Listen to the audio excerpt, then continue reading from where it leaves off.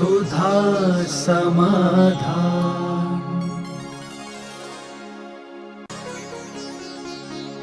नमोस्तु गुरुदेव, मैं एक डॉक्टर हूँ। कभी कभी कोई धार्मिक कार्य करते समय इमरजेंसी में मरीज आ जाता है, तब समझ नहीं आता कि धार्मिक कार्य छोड़ें या मरीज का इलाज करें। हमारे जैन दर्शन में आपने क्या छोड़ा है क्या नहीं छोड़ा, इसमें कोई पुण्य पाप नहीं लगता। आपने किस लिए छोड़ा है इसकी व्यवस्था बनाई जाती है। यदि सामने वाला मरीज आपसे जीवन दान प्राप्त कर सकता है तो हमारी पूजा पाठ जीवन दान के लिए है। पूजा थ्योरी है, वो प्रैक्टिकल है। हमारे यहाँ बहुत बड़ी जैन दर्शन भाव प्रधान है। आपने किस लिए छोड़ा? हम सम्मेद शिखर की वंदना करने गए, जाना चाहते हैं, लेकिन रास्ते में जीव बहुत मरेंगे, तो हमारे आचार्य ने कहा सम्मेद शिखर की वंदना छोड़ देना, लेकिन जीवों की आराधना मत करना, क्योंकि सम्मेद शिखर की वंदना से हम उतने जीवों की आराधना करेंगे, उतना पुण्यबंध सम्मेद शिखर की वंदना में नहीं होगा। इसलिए आपका डॉक्टरी का पेशा है, आपको देखना चाहिए कि मरीज किस क्वालिटी का है। यदि मरीज को कोई फर्क नहीं पड़ता, 1 घंटे बाद देख लेंगे, तो आपको अपनी पूजा पाठ धार्मिक कार्यक्रम पूरे करना चाहिए। लेकिन मरीज यदि इतना सीरियस है कि 1 घंटे में उसकी ज़िंदगी का भी सवाल उठता है, तो आप पूजा तो क्या सामायिक में भी बैठे हों, माला भी फेर रहे हों, तो माला आदि छोड़कर उसको बचा लेना चाहिए। माला फेर रहे हैं, माले में आधी हुई है और सामने मरीज है, बचने के लिए है, और माला करोगे जब तक तो वो निपट जाएगा। तो आपका यही माला है कि आप उस जीव को बचाइए, माला आगे पीछे कर लीजिए। नमोस्तु गुरुदेव, 9 कर्म क्या होते हैं और 9 कषाय क्या होते हैं? शब्दा नाम अनेक अर्थ, शब्दों के अनेक अर्थ होते हैं। एक व्युत्पत्ति परक अर्थ होता है और एक रूढ़ी अर्थ होता है। 9 कर्म शब्द एक रूढ़िगत अर्थ है। 9 कर्म इसलिए बोलते हैं जो कर्म के बिना अपना कार्य न कर सके। है तो अलग, लेकिन कर्म के उदय के साथ जो कार्य करता है उसको 9 कर्म बोलते हैं। जैसे शरीर, औदारिक नाम कर्म के उदय से ये शरीर बनता है। ये शरीर कर्म नहीं है, लेकिन कर्म के द्वारा निर्मित है। कर्म के द्वारा जो निर्मित किया जाए, कर्म के लिए जो सहयोगी बनता है, वो 9 कर्म कहलाता है। जैसे शरीर, हमें लिखने के लिए 9 कर्म पेंसिल है, देखने के लिए 9 कर्म चश्मा है, देखने के लिए 9 कर्म घड़ी है, पढ़ने के लिए 9 कर्म लाइट है। जो कुछ भी हमें दुनिया में दिख रहा है, ये सब 9 कर्म है। मूल कर्म के साथ इनका संबंध होता है। 9 कषाय कहलाती है। मूल कषाय क्रोध, मान, माया, लोभ है। इन कषाय के उदय में जो उत्पन्न होती है उसको 9 कषाय बोलते हैं। स्वतंत्र नहीं हो सकती। मूल कषाय उदय में होगी तभी 9 कषाय होगी। द्वेष होगा तभी भय उत्पन्न होगा। रति 9 कषाय है, लेकिन राग जो है, लोभ जो है, मूल कषाय। लोभ कषाय के उदय में व्यक्ति को रति भाव आता है। द्वेष कषाय के उदय में, यानी जब उसको क्रोध आएगा तभी उसको अरति होगी। जब उसको क्रोध आएगा तभी उसको घृणा भाव होगा। तो कषाय के उदय में जो कषाय काम करती है उसको 9 कषाय बोलते हैं। दूसरा अर्थ है ईसत कषाय। 9 कर्माहार, 9 कर्माहार कहलाता है। ये कहलाता है आहार। और जो 24 घंटे शरीर ग्रहण कर रहा है वर्गणाओं को, उसको बोलते हैं 9 कर्माहार। और ये आहार सब जीवों को 24 घंटे अपन 9 कर्माहार ग्रहण कर रहे हैं। लेकिन जब काम करेगा 9 कर्माहार, जब आहार लेंगे तब 9 कर्माहार काम करता है। मूल काम नहीं करता, बाहर से सहयोगी काम करता है। इससे 9 कर्माहार, 9 कषाय और 9 आहार, 9 कर्माहार, ये एक प्रकार की रूढ़ संज्ञाएं हैं। जैन दर्शन की ही ये विशेष संज्ञाएं हैं। अन्य कहीं दर्शन में, अन्य कहीं कोश में, जो सामान्य कोश हैं उनमें ये शब्दों के अर्थ तुम्हें देखने को नहीं मिलेंगे। ये जैन पारिभाषिक शब्द हैं। नमोस्तु गुरुदेव। हम युवा ऐसा क्या करें जिससे हम धार्मिक और सामाजिक कार्यों में बढ़ चढ़कर हिस्सा ले सकें? युवाओं को हमेशा यह सोचना चाहिए, जैसे आप घर में रहते हैं तो आपका कर्तव्य होता है कि जो आपके पिताओं के द्वारा जो व्यापार किया जा रहा है, जो कार्य किए जा रहे हैं, उनको आगे बढ़ाना। इसी प्रकार समाज के क्षेत्र में जो पुराने लोगों ने कार्य किए हैं उनको आगे बढ़ाना। जो धर्म क्षेत्र में है उनकी भी वसीयतनामा अपने नाम करना। व्यक्ति संसार की बागडोर तो अपने पूर्वजों से ले लेता है, पूर्वज दे देते हैं, लेकिन धर्म क्षेत्र की, समाज के क्षेत्रों की बागडोर नहीं दे पाते हैं, वो लेना चाहिए। आज के समय में युवाओं को यदि आगे आएंगे, एक युवा यदि आगे आता है तो समाज और धर्म 100 वर्ष आगे जाता है। एक युवा यदि बिगड़ने के पहले सुधर जाता है तो वो 100 वर्ष तक उस मार्ग की रक्षा करता है। एक अच्छा गुण एक युवा के अंदर प्रकट हो जाए, 100 साल तक वो गुण जीवित रहता है। एक युवा यदि मंदिर आने लग जाए तो 100 वर्ष तक मंदिर के दरवाजे सदा खुले रहेंगे। एक युवा यदि अभिषेक करने आने लग जाए, समझ लेना अभिषेक की क्रिया 100 वर्ष तक जिंदा रहेगी। एक यदि श्रावक विवाह दान देना सीख जाए तो 100 वर्ष तक दान की परंपरा खत्म नहीं होगी। और एक युवा वर्ग यदि मुनि बन जाए तो 100 वर्ष तक श्रवण संस्कृति जीवित रहेगी। 100 वर्ष तक। 100 वर्ष इसलिए कह रहा हूं कि वह 100 वर्ष जिए या नहीं जिए, लेकिन उसने जो अंधधर्म स्वीकार किया है उसका संस्कार वो किसी ना किसी को दे के तो जाएगा, कोई ना कोई तो उससे प्रभावित होता है। इसलिए युवाओं के लिए तो सबसे ज़्यादा आगे आना चाहिए। और वृद्ध लोगों से मैं सदा कहता हूँ कि आप भली मंदिर आवे या ना आवे, लेकिन बेटे को जरूर मंदिर भेजें। आप लोग क्या करते हैं, सासुएं क्या करती हैं, बहू से कहती हैं बहू तू रोटी बना, मेरा मंदिर जाने का नियम है। मैं कहता हूं कि सासू और बहू में दो में से एक मंदिर जाएगी तो मेरा कहना है कि यदि धर्म को आगे बढ़ाना है तो सासू बिना मंदिर के रह जाए, बहू को मंदिर भेज देवे, क्योंकि दो में से एक जा पाएंगे, दोनों नहीं जा सकते किसी कारणवश। तो सासू ये नहीं करे कि मेरा नियम है, वो नियम बहू को मंदिर भेजने के लिए यदि सासू का नियम टूटता है तो उसके दोष की गारंटी मैं लेता हूं, उसे महान पुण्य लगेगा।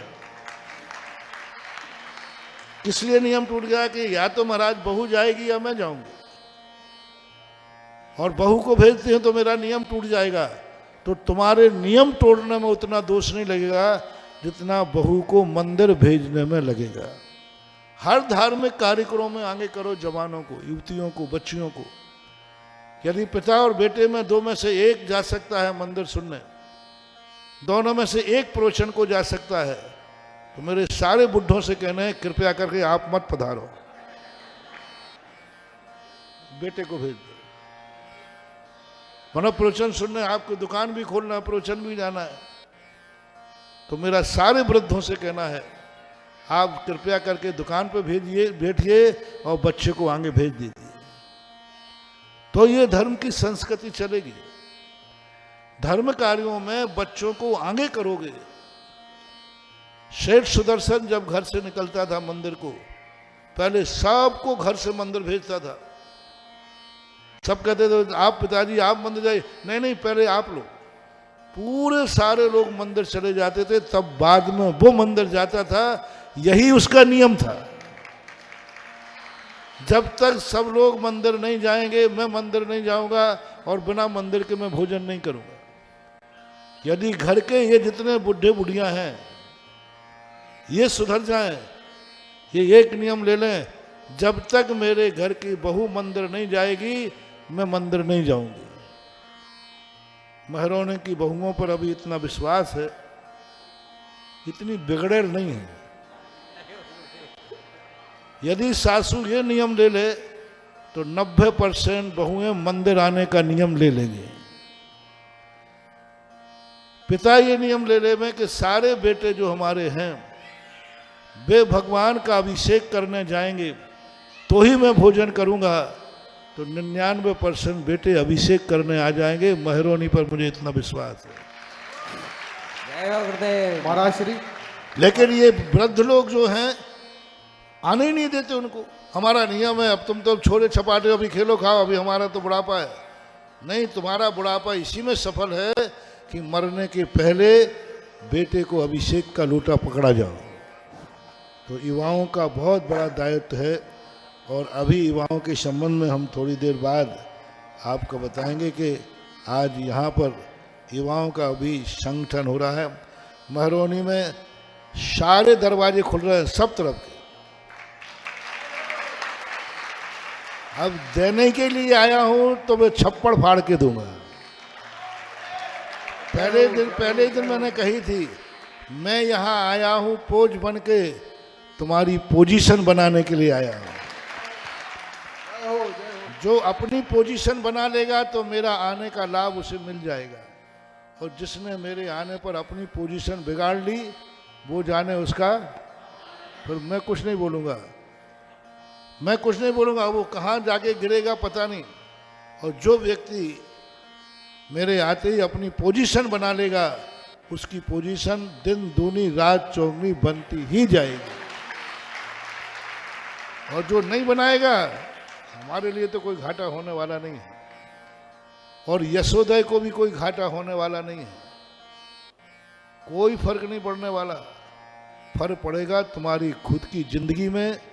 इसलिए अभी मैं बताऊंगा कि युवाओं की भी एक नई पोजीशन आज चर्चा में आई है, थोड़ी देर बाद बताता हूं। नमोस्तु गुरुदेव। जीवन में नामकरण का क्या महत्व होता है? नामकरण के लिए अपने आप में एक अच्छी संस्कार क्रिया है। पूज्य जिनसेन स्वामी ने महापुराण के अंदर नामकरण की एक प्रक्रिया बहुत अच्छी बताई। अच्छे नाम रखना चाहिए, नाम का भी प्रभाव पड़ता है। और जिस जन्म में राशि के नाम पर यदि आप अपना नाम रखते हैं तो ज़्यादा अच्छा होता है। नमोस्तु गुरुदेव। हम एक तीर्थ क्षेत्र पर गए थे जहां हमें अभिषेक करने से रोका गया। कमेटी के लोगों ने बोला कि यहाँ यात्री अभिषेक नहीं कर सकते। ऐसा क्यों? सबसे बड़ी बात, पहली बात है कि अभिषेक को क्यों रोका गया। इसके 3 कारण होते हैं। पहला कारण होता है कि वह मूर्ति अभिषेक के योग्य नहीं है क्योंकि जीर्ण शीर्ण हो चुकी है। दूसरा कारण है कि जो अभिषेक का समय उनका था निर्धारित, उस अभिषेक के समय पर आप नहीं पहुंचे, और अभिषेक बंद होकर के और प्रक्षाल कर लिया गया, और बाद में आप अभिषेक नहीं करने दिया। तो ये अनुशासन बहुत अच्छा है।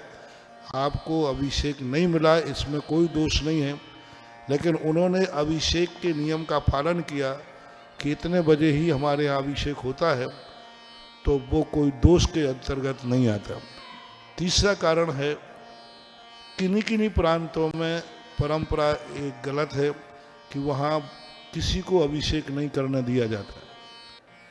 वो जो वहाँ पर मंदिर के जो निश्चित लोग होते हैं, उपाध्याय आदि होते हैं, वो ही वो अभिषेक करते हैं। आप देख सकते हो दक्षिण भारत में, महाराष्ट्र में ऐसी कुरीति है, ऐसा संस्कार है, वो किसी को नहीं करने देते, बल्कि उन नगर में रहने वाले लोगों को भी नहीं करने देते। तो ये परंपरा बहुत गलत है। धीरे धीरे इस परंपरा पर ध्यान दिया जा रहा है, और कई दक्षिण भारत के मंदिरों में अभिषेक नहीं करने दिया जाता, आप करने दिया जा रहा है। बाकी वो स्वयं कर रहे थे और बाहर वालों को नहीं करने दिया गया, ये उनकी भूल हो सकती है, और या फिर उनको डाउट हो सकता है कि आप जैन हैं कि नहीं। लेकिन आपको प्रमाण पत्र दे देना चाहिए, भाई मैं जैन हूँ और ईसरी का रहने वाला हूँ। उस स्त्री में रहता हूँ जहाँ पे आपका हाँ तो ले लेते बता देते आचार्य थोड़ा जी सा के आश्रम में विराजमान आधार कार्ड दे देते तुम अपना थे। कहना मैं वहां से आया हूँ जहाँ से महाराज की दीक्षा हुई थी। जय हो गुरुदेव, जय हो। नमोस्तु गुरुदेव, हस्तिनापुर के इतिहास के बारे में बताएं। हस्तिनापुर जो है एक अपने आप में नमस्ते। एक ऐतिहासिक नाम है। हस्तिनागपुर ऐसा नाम भी मिलता है, हस्तिनापुर भी मिलता है। बहुत बड़े बड़े नामों में एक हस्तिनापुर नाम आज भी प्राचीन जीवित है।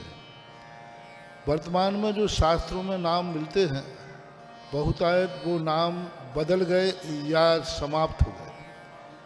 कुछ नगरियां ऐसी हैं जो हजारों साल के बाद हस्तिनापुर का नाम एक कोड़ा कोड़ी सागर वर्ष पहले भी हस्तिनापुर था और आज भी हस्तिनापुर है। ये पहला इतिहास है। एक कोड़ा कोड़ी सागर वर्ष का अर्थ असंख्यात वर्ष। असंख्यात वर्षों के बाद आज भी नाम जीवित है उसका, नगर का। तो इतने समय तक अपना ओरिजिनल नाम को याद रखना, ओरिजिनल नाम की परंपरा चलना। बड़े बड़े आताताई राजा हुए, बड़े बड़े राजघराने हुए, लेकिन हस्तिनापुर के नाम का परिवर्तन नहीं कर पाए। हस्तिनापुर आज भी है। पूज्यवत जिनसेन स्वामी ने महापुराण में एक कोड़ा कोड़ी सागर वर्ष पहले लिखा कि राजा श्रेयांश का आहार हस्तिनापुर में दिया था भगवान के लिए। तब से नाम अभी चल गया इतने काल तक। दूसरा, जब पांडवों का जो राज्य था नेमिनाथ भगवान के समय, उस समय भी हस्तिनापुर नाम था। 700 मुनियों की जो रक्षा हुई उसके दो उल्लेख मिलते हैं। एक मल्लीनाथ भगवान का भी मिलता है, नमीनाथ का भी मिलता है और अरयनाथ का भी मिलता है। फिर भी हजारों हजारों साल बाद भी आज नाम हस्तिनापुर एक अपने आप में ऐतिहासिक नाम है। दो दो घटनाएं वहाँ जुनी, आहार दान की और अभी कहा 700 मुनियों पर उपसर्ग भी वहीं आया था। विष्णु कुमार महाराज ने विक्रिया भी वहीं की थी और रक्षाबंधन जैसा पर्व का शुरुआत भी हस्तिनापुर से ही हुआ था। समय समय पर इस पर काफ़ी दिनों तक हम प्रवचन देते हैं। उस समय अभी संक्षेप में इतना ही।